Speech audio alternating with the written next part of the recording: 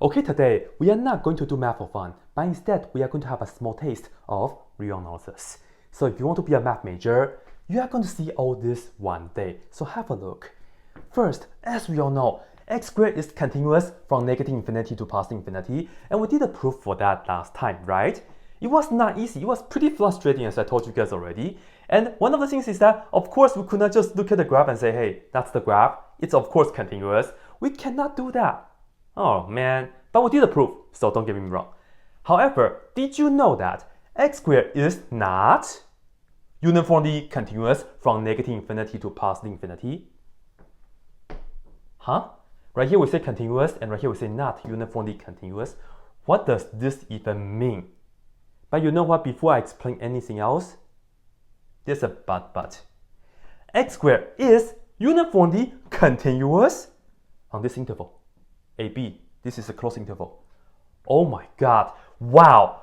Continuous, not uniformly continuous, and then lastly, is uniformly continuous. Can you please make up your mind, please? Please? Oh my god, yes, it's all about using definitions and about the proofs. Here we go. First of all though, let's take a look at this picture again. Of course, this picture shows you that the function is continuous in the usual sense because there's no gap, there's no hole, there's no jumps, right? There's no vertical asymptote, so that's good. However, if you look at this, and as I said right here already, x squared is not, I will put on UC for not University of California. This is not uniformly continuous, right? And now let's just kind of try to figure out why from the graph. And of course, we're talking about calculus. So maybe this is the first thing that comes to our mind. Is it because, and let me write this down right here for you guys. As you can see, the function goes straight up right here. Is it because the limit as x goes to infinity of the function is equal to infinity? And maybe we just don't like to have the function that shoots up. So that's why we say this right here is not uniformly continuous. Well, the answer to this right here is no. In fact, there are functions that goes to infinity and they are still uniformly continuous. However, there's a theorem that's actually quite similar to this right here. And I'll write this down right here for you guys. The theorem says, if today you take the limit as x goes to infinity, not the function though, but rather the derivative of the function, if this right here gives you infinity, what we can legitimately say is the function, right? The function f is not uniformly continuous. So this right here is legitimate. And of course, we can take a look right here. The function is x squared. The derivative of the function is just 2x. And if we take the limit as x goes to infinity of 2x, this right here is infinity. So the function f is not uniformly continuous by this theorem. However, though, this theorem doesn't cover all these situations. What do we mean? Well, I will have to give you guys more questions for this. So the question is, what if this right here is not true? What if we have the limit as x approaching infinity of f prime of x? What if this right here is not equal to infinity? Does that mean, because I negate that, I can negate that? And does that mean f is uniformly continuous? What do you think? Well, the answer to this right here is no. There are examples that when you have the f prime right here that does not go to infinity, and it can be either it can be uniformly continuous or maybe not uniformly continuous. And I'm gonna save this for the next video, because today, in order to talk about uniformly continuous, we really have to use the definition. This theorem is just not enough. And now let me give you guys the definitions. Right here, I'll write down, if f is continuous in the usual sense, and first we will have to specify an interval. So let's say on an interval I, this right here means, well, last time we talked about it already. If f is continuous, it just means that the limit as x approaching a of the function is just simply f of a. But now we have to write this down with the mathematical language. First, we will have to say what a is. a is just a number inside of I. So we'll just say for all a inside of I. And here we go. Given epsilon greater than 0, there exists a delta greater than 0. And this part you know is just the limit part, right? And now we also have to talk about what x is, which again is just in I. For all x in I, right? I didn't make this up, by the way. Alright, now we will have to make sure that if the distance between x and a, so I will just write down the absolute value of x minus a, if this right here is less than delta, then we are going to have the distance between this and that. So we'll just write down f of x minus f of a. This right here will be less than epsilon. So this portion right here is pretty much just from the epsilon delta definition of the limit. So that's pretty much it, f being continuous in the usual sense. And now, are we ready for the uniformly continuous? Let's see. Okay, now I'm going to write down f is uniformly continuous, so I'll just put on unicontinuous on I. This right here means, here we go. Earlier, we were given a point A first on I, but this time, no. You are actually going to start with epsilon for all epsilon greater than 0, and then you are going to have a delta greater than 0, and you're going to find that. And now, you are going to pick any 2 points, and usually we just write down x and y. I don't really like the y right here because usually the y is the output, right? So if you would like, you can use x1, x2. I think that might be better. Let's do that. But a lot of people, almost everybody use x and y, so I will stick with x and y just because of that. So I will stick with this, I know. Anyway, for any 2 points inside I, so you can just choose whatever 2 points. Now, if f is uniformly continuous, will be the following. If the distance between this and that is less than delta, well, we better have the distance between the outputs of x and y, so it will be f of x minus f of y. So these are the outputs. This right here will be less than epsilon. Wow! Look at the definitions. There's no number at all. Yeah, real analysis. No numbers. I thought real means real numbers, but it's no numbers. Like 1, 2, 3, 4, 5. No. Yeah. Yeah, I remember my college days. A test with absolutely no numbers. Yeah. But anyway, right here, I showed you guys the definition of uniformly continuous, and then next, I'm actually going to show you the negation of the uniformly continuous. Why? Because I mentioned that x squared is not uniformly continuous. So in order to prove that, we have to look at the negation for this, right? So I'll just say f is not uniformly continuous. This is actually a lot of fun. I love writing down the negations of definitions. It's a lot of fun. Anyway though, if it's not uniformly continuous on the interval I, this right here means, here we go. The fun part is that you pretty much just switch the quantifiers. So this right here is for all, you just change that to there exists. So first, you are going to find an epsilon greater than 0. So there exists an epsilon greater than 0. And then if you have there exists, you just change that to for all. So this becomes for all delta greater than 0. My goodness, right? And again, you change that to there exists x and y on the interval. And now, for this right here, it might be tricky. You are going to keep the first part, right? Because this is like an equivalence statement. If you want to negate an equivalence statement, you keep the first part. So I'm going to say the distance between x and y is still less than delta. And I love to use the word but.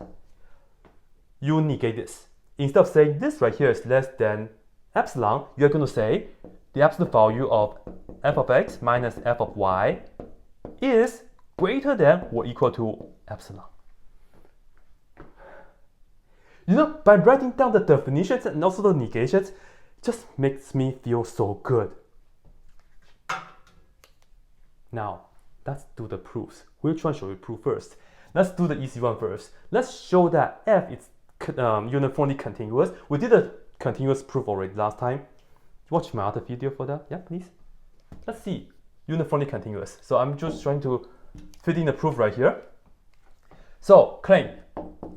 Claim is a good word. X squared is uniformly continuous. And earlier we say it's on an interval AB, right? I'm just going to choose an easy interval to work with. Uniformly continuous on 0, 1. If you can prove for 0, 1, you will see that it's the same kind of things that you do for other numbers as well. So let's just do that. All right, the best part. You write down PF in your proof. Nice. Here we go. To show f is uniformly continuous, you first say epsilon is greater than 0, and if you want to write a good proof, you say given epsilon greater than 0. And then if there's 6, what you are going to say is you are going to choose, right? Choose delta to be something. And this is, again, the hardest part. But do we know about this? No, we don't. Don't worry, just leave it for now, right? And then next, it says, for all x and y inside of the interval, so I'm just going to say, let x and y be inside of the interval 0, 1. Right? So pick any two numbers, x and y, inside of this interval. And then we are going to suppose that, so we just say suppose the distance between x and y is less than delta. And notice you don't really need to have the 0 and then less than that. Yeah, x and y, if they are the same, then that's trivial. So don't worry about that. So let's just suppose that. Now, for this part, right? Once we have this assumption, we want to see that this is also true. So we'll write down, we check. And hopefully I have enough space to do all this. We are going to check the absolute value. Well, you have to plug in x and y into the function. So in this case, you plug in x into here, which we get x squared, and then minus, you plug in y in here, so we get y squared. And take a look. Yes, we can factor this. So this is equal to absolute value of x minus y times the absolute value of x plus y, just like what we did last time. Good. This guy is nicely enough to be less than delta, so we'll put down this is less than delta. This guy, we don't know here, huh? Okay. But you know, in the end, we want to have what? Less than epsilon. So in the very end right here, we want to have epsilon. Okay, so we really have to take a look at what this is. Now, here's the deal.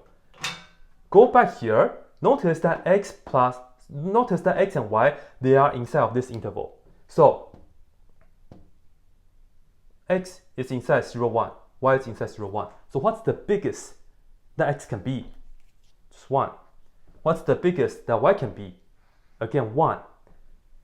1 plus 1 is 2. So, I would just say this right here. I'll just say since, just write it down somewhere, since x is inside of 0, 1, and also y is also inside of 0, 1. So the biggest x can be is 1, and the biggest y can be is 1. So absolute value of x plus y, the biggest they can be is just 2. So I'm just going to put down times 2. If you supply that somewhere on the side, I think that should be pretty clear. So this is actually not so bad to find the delta, because you know what? Right now, all we have to say is go back here. In order to end up with epsilon, we have to choose delta to be epsilon over 2. So that when we multiply by 2, they cancel out. Yes! So come back here and just put down epsilon over 2. And this is equal, so this right here is equal. And again, the way to read this is that this absolute value is less than epsilon. Therefore, x squared is uniformly continuous on this interval. Oh my goodness. This is amazing. Very nice, very nice, very nice. So this right here checks.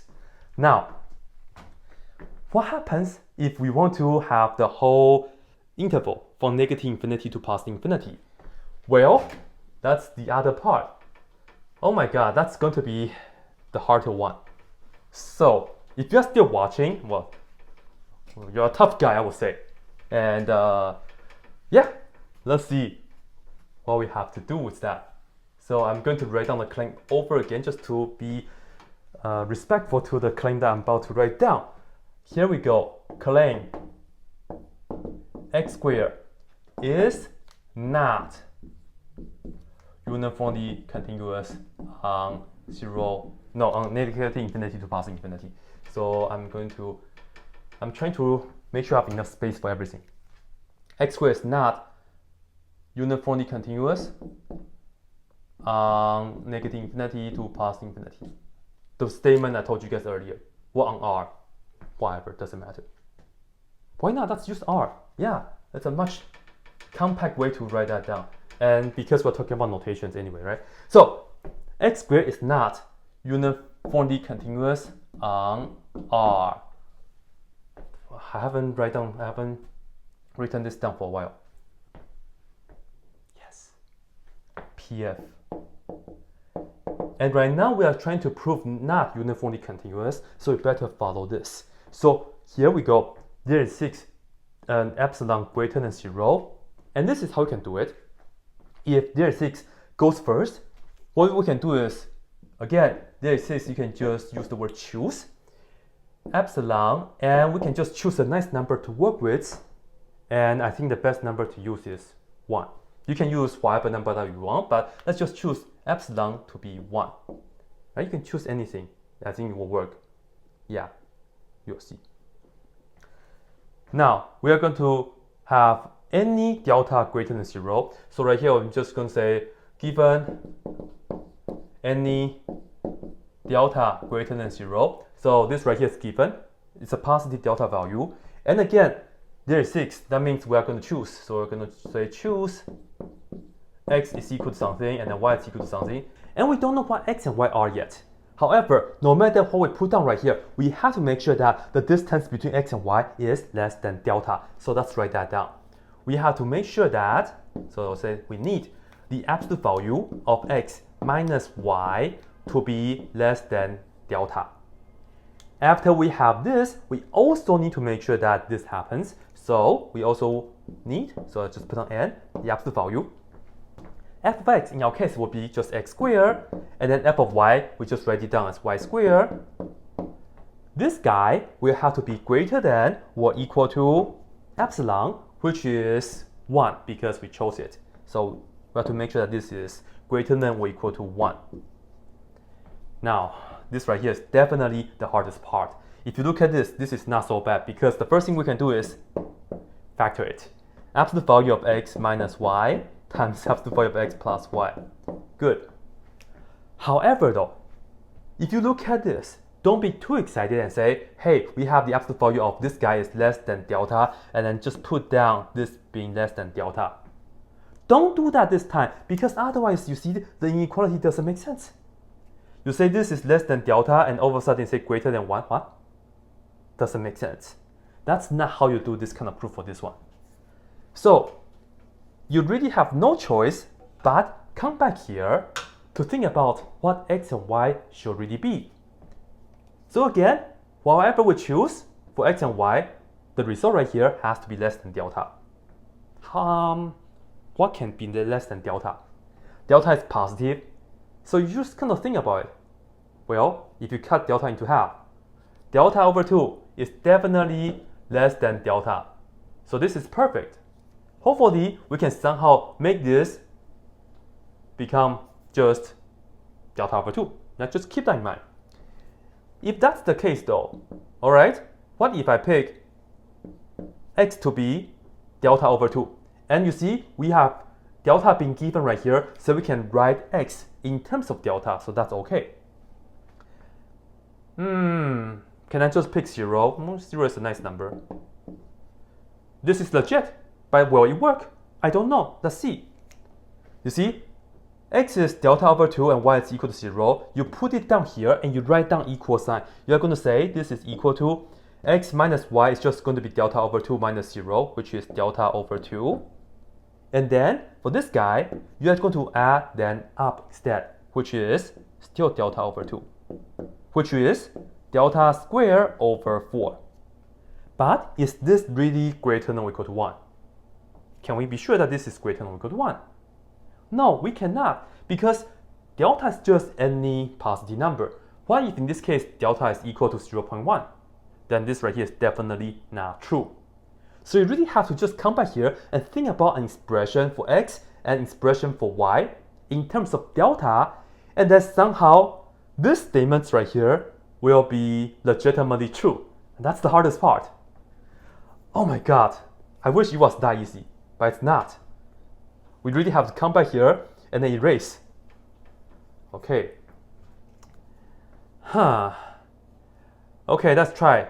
What if we have delta over 2 right here? And again, x and y, they should be in terms of delta, because given delta greater than 0, this is the thing that we can use.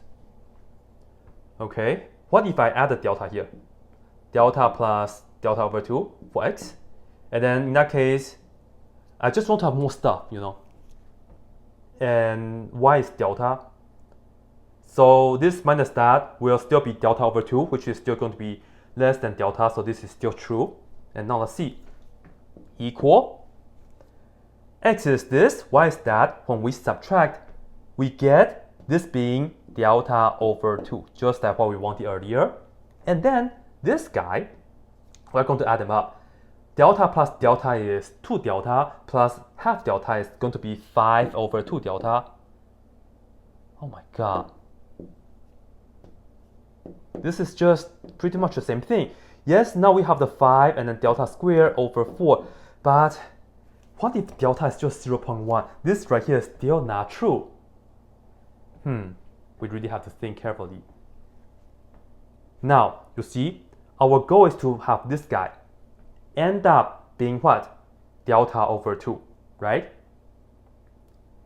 I really don't want to have the delta on the numerator because delta squared doesn't really do us any good. I really want to see an actual number that's actually bigger than 1, so that way we can be convinced that it's bigger than 1. Okay, so in that case, wouldn't it be nice if we can have a delta on the bottom so that the delta can cancel out? That would be pretty nice, right? So, that's the idea. I'm going to erase this again. And when you're doing proofs, you're going to be erasing the paper over and over, maybe change the paper over and over. So, yeah, that's just how it is.